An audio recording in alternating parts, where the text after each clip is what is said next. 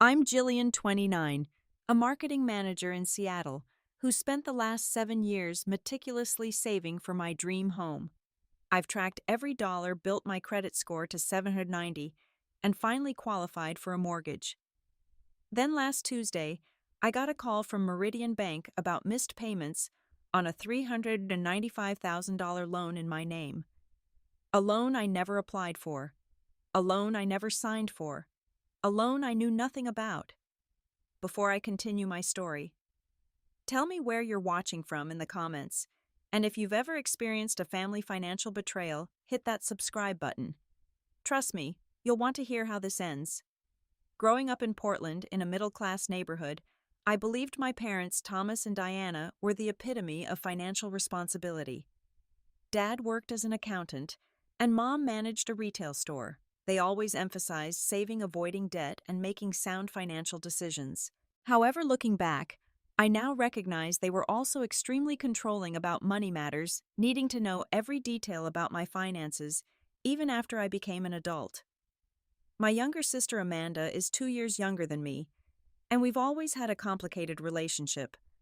While I was the cautious, responsible one who saved birthday money, Amanda was more impulsive and social. She married her college sweetheart Kyle 3 years ago, and they'd been renting an apartment while dreaming of homeownership.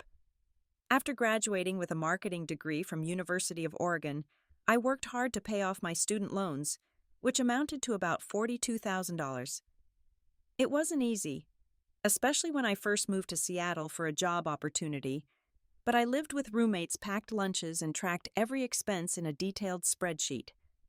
By 28, I was debt-free with a healthy emergency fund and growing savings for a down payment. My position as a marketing manager at a tech startup provided stability and good benefits. I even turned down a higher-paying job because the commute would have cost more in transportation and time. Every financial decision I made was calculated, deliberate, and focused on my goal of homeownership. My closest friend Zoe works as a financial advisor, and she helped me navigate the complexities of saving for a home in Seattle's competitive market. We'd meet monthly to review my progress and adjust my strategy. When I finally hit my savings goal of $80,000 for a down payment, we celebrated with a modest dinner at my favorite restaurant. Just 3 weeks ago, I started viewing condos in my price range. The real estate agent Stephanie was encouraging about my prospects despite Seattle's expensive market. I'd found a one-bedroom condo in the Wallingford neighborhood that seemed perfect, not too far from work in a safe area with enough space for my needs. I was excited to make an offer and finally achieve my dream of homeownership. The weekend before the bank call, I'd visited my parents in Portland. During dinner, they seemed unusually interested in my home buying plans, asking detailed questions about my pre-approval amount, interest rate, and timeline. Dad even suggested I might be rushing things and should wait for the market to cool down. At the time, I attributed their concern to parental caution, but in retrospect, the signs were there. Amanda and Kyle stopped by during my visit, excitedly talking about renovations to their new house in a Portland suburb. I was genuinely happy for them, though slightly envious they'd achieved homeownership before me. Amanda mentioned something about being grateful for family help with their purchase, but I assumed she meant our parents had gifted them some money for the down payment, which didn't surprise me as they'd always favored her. When I returned to Seattle that Sunday night, I felt motivated to finalize my own home purchase, unaware that my financial foundation was built on quicksand that was about to give way beneath me. Tuesday started like any other workday.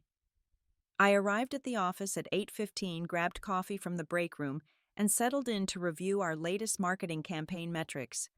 Around 10:30. My cell phone rang with an unfamiliar number. I nearly declined it, assuming it was a spam call, but something made me answer. "Hello, is this Jillian Murray?" a professional male voice inquired. "Yes, this is she," I replied, minimizing Excel spreadsheets on my computer. "This is Harold Johnson from Meridian Bank's mortgage department. I'm calling regarding your mortgage loan. We've noticed the payment for this month is now 10 days past due, and I wanted to check if there's an issue we can help resolve." I felt a cold sensation wash over me. I think there's been a mistake. I don't have a mortgage with Meridian Bank. Harold paused. You are Jillian A. Murray, correct Social Security ending in 4738. My heart pounded as he correctly identified my information. Yes, but I don't have a mortgage. I'm actually in the process of applying for one, but not with Meridian. Well, according to our records, you're a primary holder on a $395,000 mortgage for a property at 1872 Oak Ridge Lane in Beaverton, Oregon. The loan originated 8 months ago. My mind raced. Beaverton. That's where Amanda and Kyle bought their house. Primary holder? That couldn't be right. There must be some mistake, I insisted, my voice cracking. I've never purchased property in Beaverton. I don't even live in Oregon anymore. Harold's tone became more concerned. Ms. Murray, this is quite serious. The monthly payment of $2.475 was due on the 1st. If there's been fraud or identity theft, we need to address it immediately. As he continued explaining the situation, my vision began to blur around the edges. The conference room nearby suddenly seemed miles away as I stumbled toward it, needing privacy. My coworker Jordan asked if I was okay as I passed, but I couldn't even respond. Inside the conference room, Harold provided more details about the mortgage, a 30-year fixed-rate loan on a 4-bedroom house co-signed by Amanda and Kyle Patterson. My parents' names were nowhere on the documents, but mine was listed as a primary borrower. After ending the call with a promise to investigate further, I sat frozen, unable to process what I'd just learned. My supervisor, Melanie, found me there 20 minutes later, staring blankly at the wall. Jillian, the team said you looked ill. What's going on? I explained the situation through intermittent sobs. Melanie, a divorced mother of 2 who dealt with her share of financial complications, immediately grasped the severity. Take the rest of the day. This is an emergency and you need to sort it out now, she insisted, squeezing my shoulder supportively.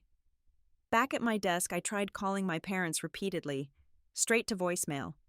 I texted Amanda, "Need to talk ASAP about Meridian Bank." She read it but didn't respond. In desperation, I called Zoe, who answered on the second ring. "They did what?" she exclaimed after I explained. "Jill, check your credit report right now. I'm sending you the link." With shaking hands, I followed her instructions. There it was, a $395,000 mortgage loan from Meridian Bank, showing 8 months of payment history. My debt-to-income ratio was now completely destroyed. The pre-approval letter I'd proudly received 3 weeks ago was worthless. "Zoe, what do I do?" I whispered, tears streaming down my face. "First, don't sign anything else. Second, document everything. Third, get in your car and drive to Portland. This isn't something to handle over the phone," she advised firmly. "And Jill? This is fraud. Don't let anyone convince you otherwise." The 3-hour drive to Portland was a blur of anger, confusion, and betrayal. I alternated between crying and rehearsing confrontational speeches, the radio playing unheard in the background. I stopped only once for gas, ignoring 3 calls from my mother, who must have finally checked her voicemail. It was nearly 7:00 p.m. when I pulled into my parents' driveway. Both their cars were there, along with Amanda's SUV. Through the dining room window, I could see them all seated around the table having a family dinner, a dinner I hadn't been invited to. For a moment, I sat watching them laugh and talk, these people who had fundamentally betrayed my trust. Then I grabbed my folder of printed documents and approached the front door.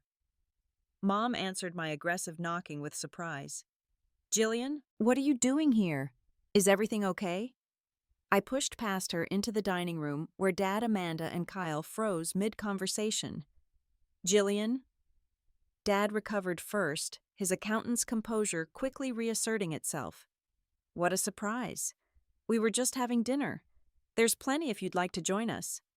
"I'm not hungry," I said, my voice unnaturally calm.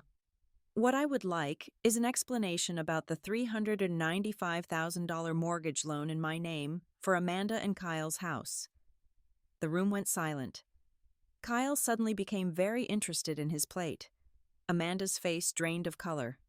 "Let's discuss this privately," Dad suggested, standing up. "No," I insisted, slapping the credit report on the table. I think we should discuss it right here since everyone involved is present. Would someone like to explain why Meridian Bank called me about late mortgage payments on a loan I never applied for? Mom approached her hands fluttering nervously. Sweetheart, it's not what you think. We were just trying to help Amanda and Kyle get into their first home. By committing fraud in my name, my voice rose despite my attempts to stay controlled. Dad stepped in his tone maddeningly reasonable. It's just a formality, Jillian. They couldn't qualify for the full amount on their own because of Kyle's student loans and Amanda's part-time income. The bank needed another name on the application. You're not actually paying anything. A formality, I repeated incredulously. Dad, you're an accountant. You know this isn't a formality. This is identity theft. Amanda finally spoke, tears welling in her eyes. I thought you knew. Mom and Dad said they'd discussed it with you. I turned to my sister in disbelief.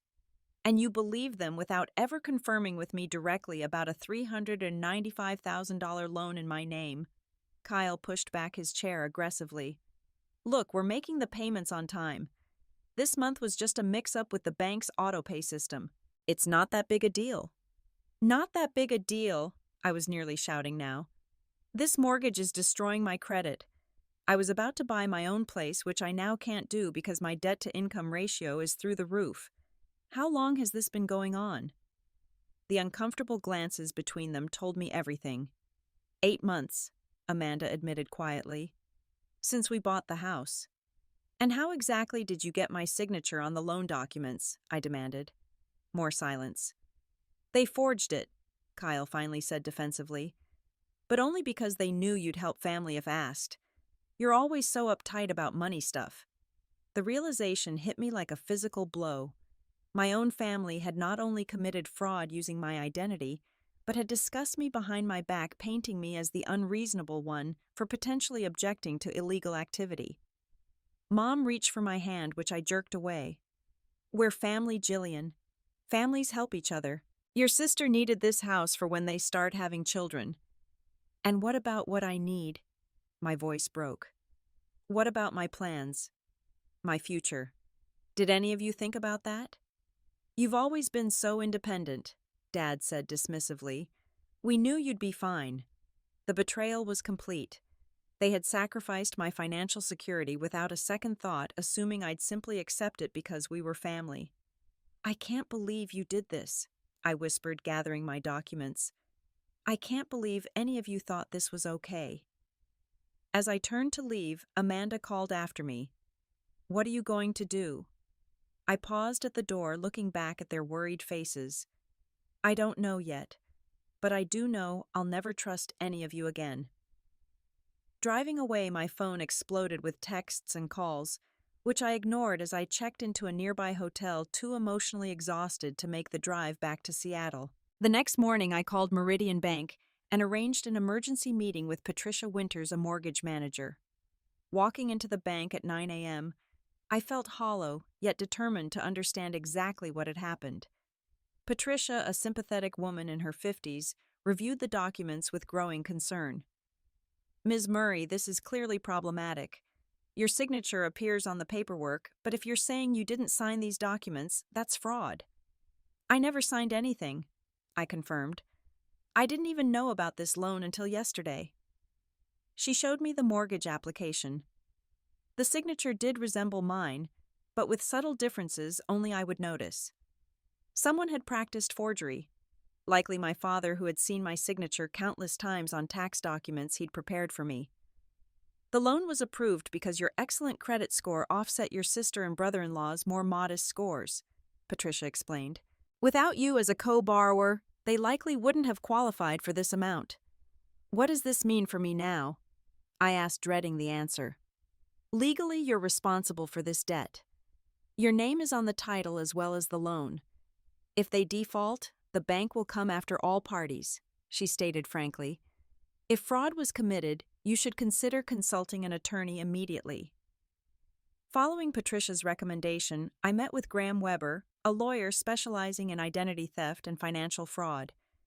His office filled with family photos and legal tomes, felt like a sanctuary of rationality after the emotional chaos.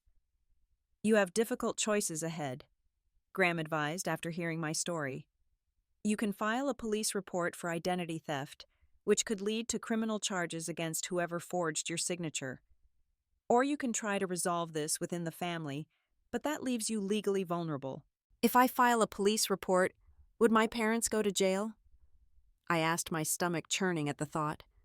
Possibly. Identity theft and mortgage fraud are federal crimes. At minimum, they'd face significant legal problems and potential financial penalties.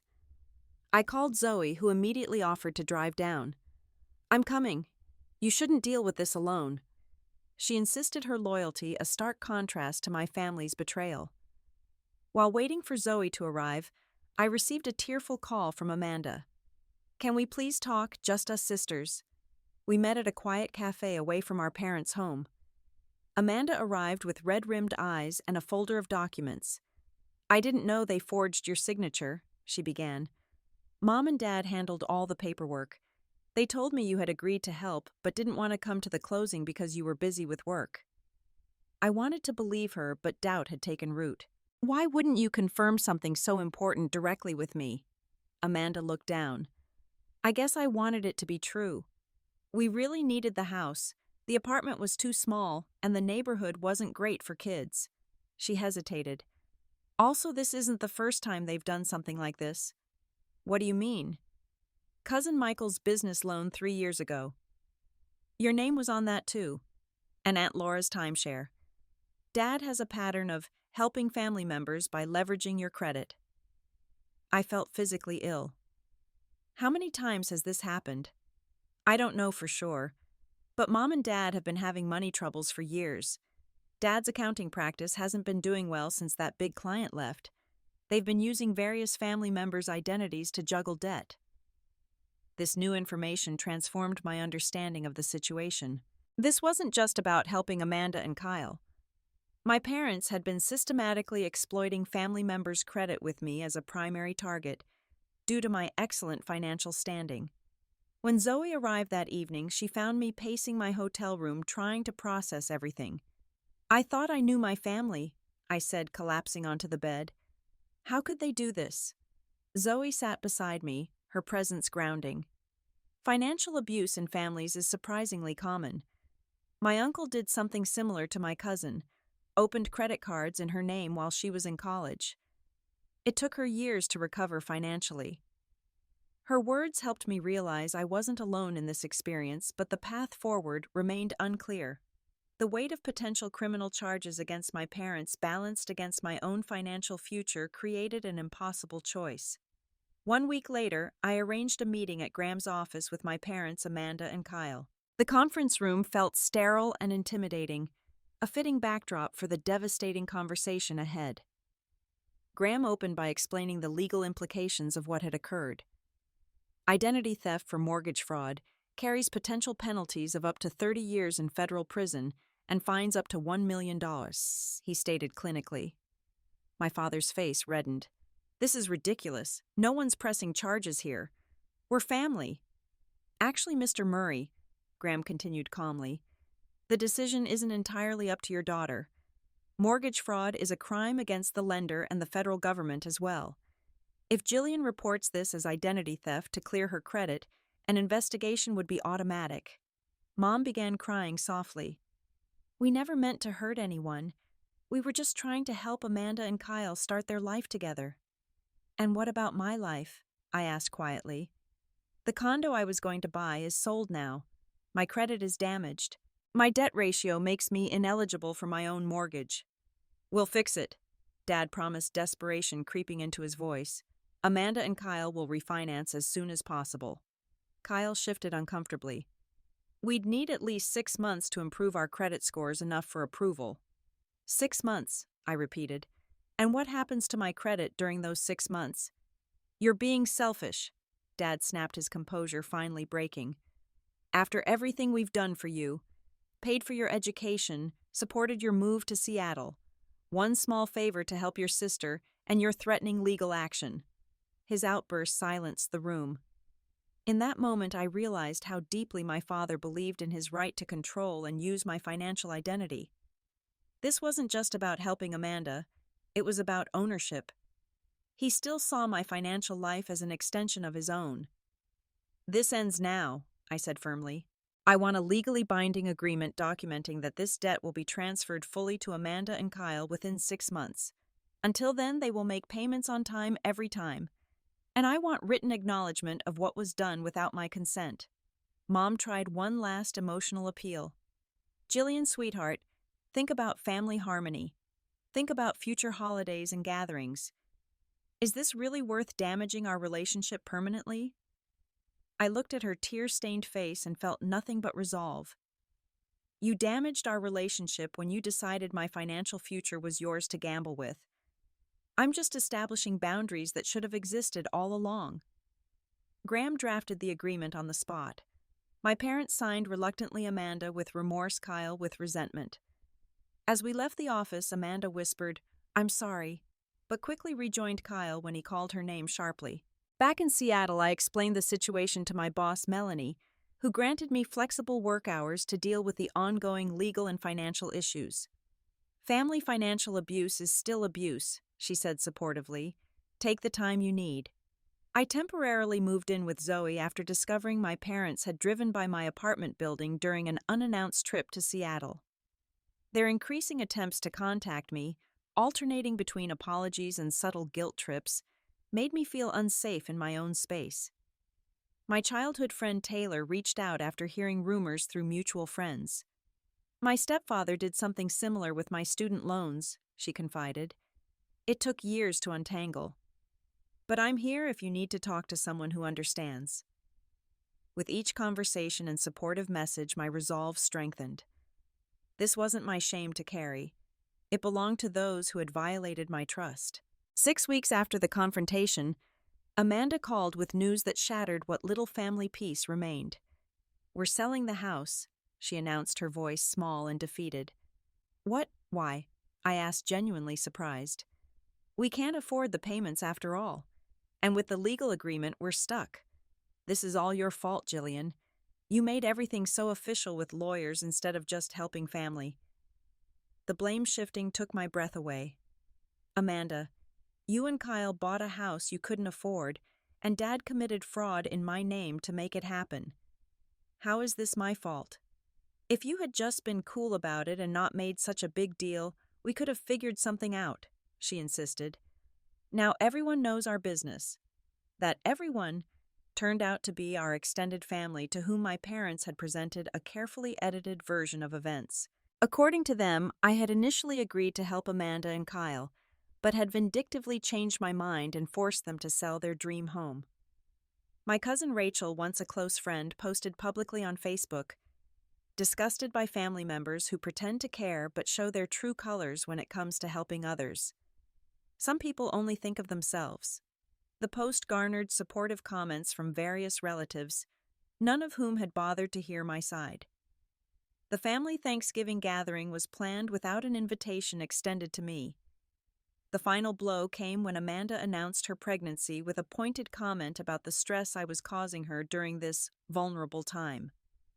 Dad called late one night, clearly intoxicated, leaving a voicemail blaming me for destroying this family and breaking your mother's heart. I collapsed under the weight of it all. Despite knowing I was the victim, the overwhelming family narrative made me question my own judgment. Would it have been easier to just accept the fraud? To sacrifice my own financial future for family harmony? In my darkest moment, my grandmother Ruth called. At 82, she rarely involved herself in family disputes, but something about this situation had drawn her attention. "Your cousin Michael told me what's happening," she said without preamble. "I want you to know you're doing the right thing." Through tears, I explained everything, expecting the usual family response of, "But they meant well." Instead, Ruth surprised me. "Your grandfather did the same to me in 1976, used my name to secure a business loan without telling me. When the business failed, I was left with the debt. It took me 12 years to recover financially, working 2 jobs while raising your father." Her revelation stunned me. Does Dad know this? Oh, yes. I've reminded him many times when I saw how he handled money. Some patterns run deep in families until someone is brave enough to break them. Ruth's validation gave me the strength for one final family meeting. This time I chose the location, a public park where raised voices would be noticeable. Mom. Dad, Amanda, and Kyle arrived looking like a united front against me. I spoke clearly and directly. I've heard you've been telling family that I'm vindictive and selfish. That stops today. What happened was fraud, plain and simple. I'm not pressing charges, but I'm also not accepting blame for protecting myself. Dad started to interrupt, but I held up my hand. I'm not finished. For years, I believed family meant unconditional support. Now I understand that healthy families have boundaries and respect. You violated both. I hope someday you understand the damage you've caused not just to my credit, but to my trust. I stood up feeling lighter than I had in weeks. The agreement stands. I won't be attending family events until I receive sincere apologies and see real change. My lawyer will continue monitoring the situation. As I walked away, Amanda called after me, but I kept going. For the first time since this ordeal began, I was choosing myself, and it felt like freedom. It's been a year since I discovered the mortgage fraud that upended my life and revealed the true nature of my family dynamics. The journey hasn't been easy, but I'm standing on the other side, stronger and wiser. The legal resolution came 3 months after our final confrontation. Amanda and Kyle sold the house using the proceeds to pay off the fraudulent mortgage. My parents covered the legal fees and costs associated with restoring my credit. While my credit score took a temporary hit, I've been rebuilding steadily. 4 months ago, I purchased a small one-bedroom condo in Seattle's Fremont neighborhood. It's not the spacious place I originally dreamed of, but it's mine, truly mine, with only my name on the mortgage I signed with full awareness and consent. My relationship with my family has transformed. I maintain limited contact with my parents with clear boundaries about financial discussions. We meet in public places for brief visits. The road to rebuilding trust will be long, but small steps have been taken. Amanda reached out after her baby was born, sending a heartfelt letter acknowledging her role in the situation.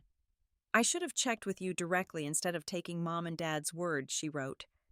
I was so focused on what I wanted that I didn't consider the cost to you. We're slowly rebuilding our relationship, one careful conversation at a time. Through a support group for financial abuse survivors, I've met people with similar experiences. Many had their identities misused by family members who justified their actions with the same phrases my parents used. We're family. It's just a formality. Don't be selfish. Recognizing these patterns helped me understand I wasn't alone. Therapy has been essential to processing the grief of losing my idealized version of my family and establishing healthier boundaries. My therapist helped me see that loving someone doesn't mean allowing them to harm you financially or emotionally. I've started volunteering at a financial literacy program for young adults, sharing my experience as a cautionary tale about protecting personal information even from family members. The gratitude in their eyes when they realize someone understands their family pressure reminds me that my pain can have purpose. Zoe remains my closest friend, her unwavering support a model for what true family can be. My grandmother Ruth calls weekly, our relationship deepened by shared experience. I've also reconnected with Taylor and other friends who stepped up when biological family stepped back. The most profound change has been internal. I no longer measure my worth by family approval or sacrifice my well-being to keep peace. I've learned that real love doesn't exploit or manipulate. It respects boundaries and celebrates independence. If you're facing family financial abuse, remember, you aren't obligated to set yourself on fire to keep others warm. True family supports your dreams rather than stealing them. Building boundaries isn't selfish. It's necessary for healthy relationships. I still believe in family, but now I define it differently. Family is built on mutual respect, honesty, and support. Sometimes the people who meet this definition aren't the ones you're related to by blood, and that's okay. Have you ever had to establish difficult boundaries with family members? Share your experience in the comments below. If my story resonated with you, please hit the like button and subscribe to hear more stories of overcoming family betrayal and building healthier relationships. And if you know someone struggling with family financial pressure, share this video with them so they know they're not alone. Thank you for listening to my journey, and remember your financial future belongs to you and no one else.